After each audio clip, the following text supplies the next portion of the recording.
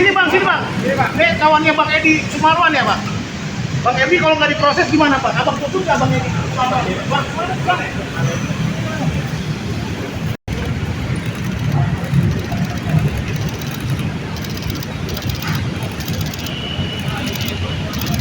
Bang, sampein dulu Bang buat masyarakat di ASU Bang, gimana Bang?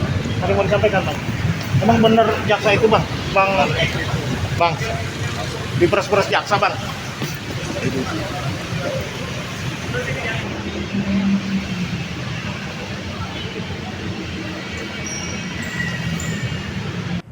Penyerahan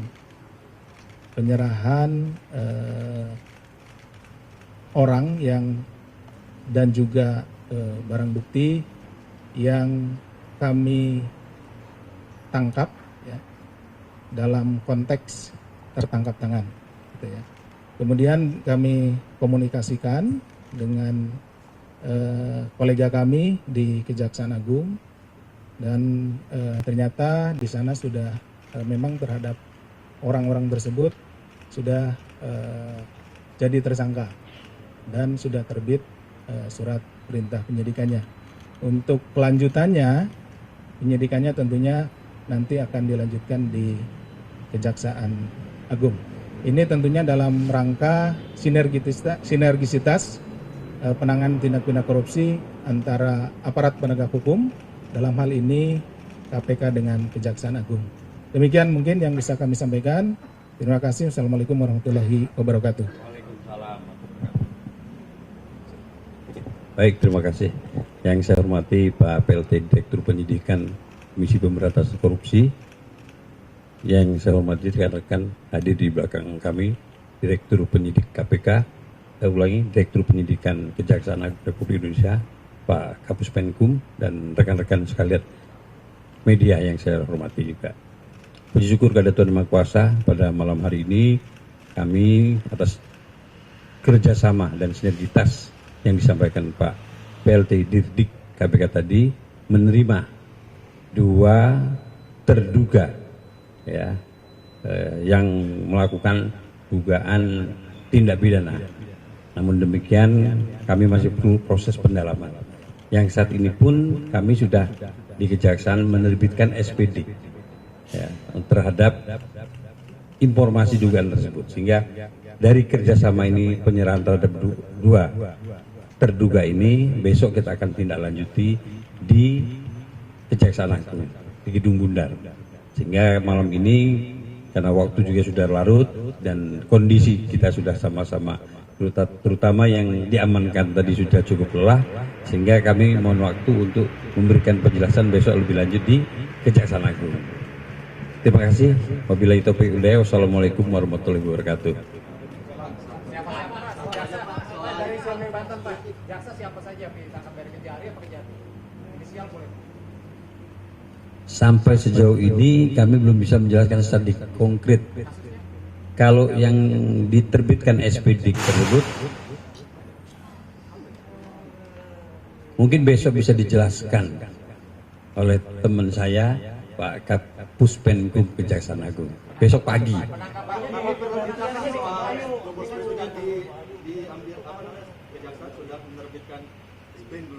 Iya.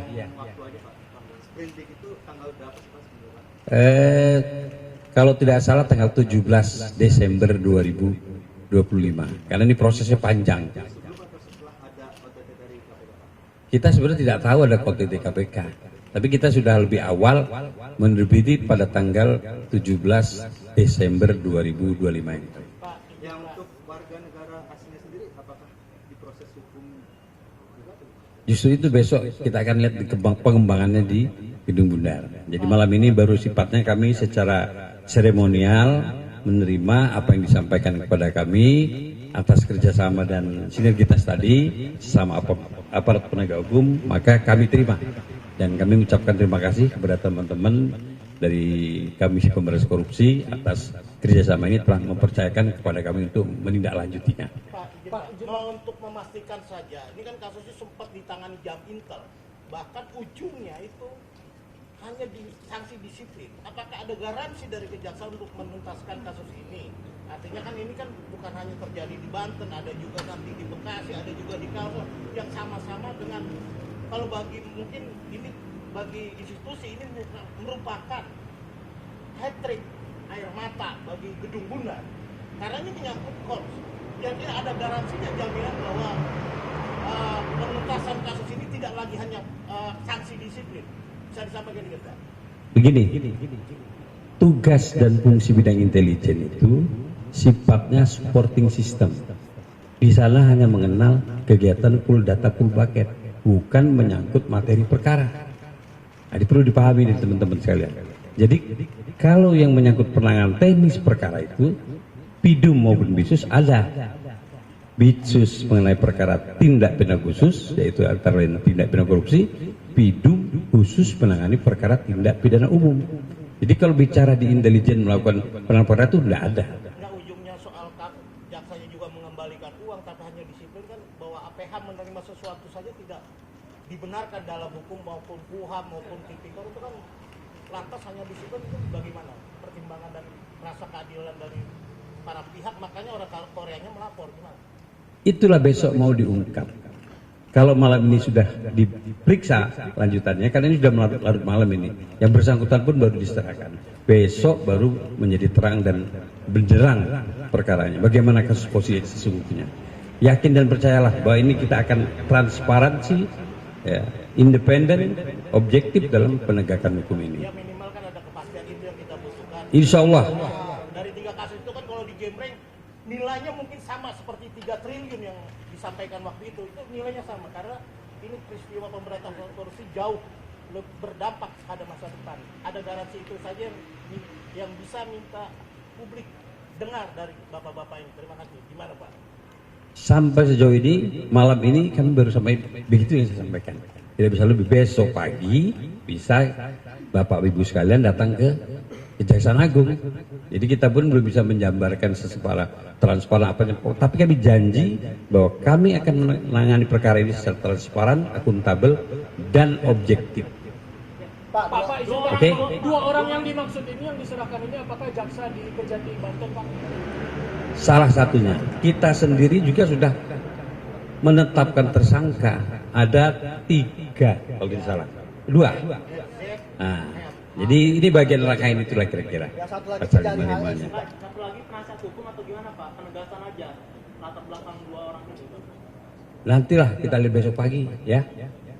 Yang jelas itu sudah saya jelaskan tadi bahwa yang diserahkan malam ini ada 2 bukan.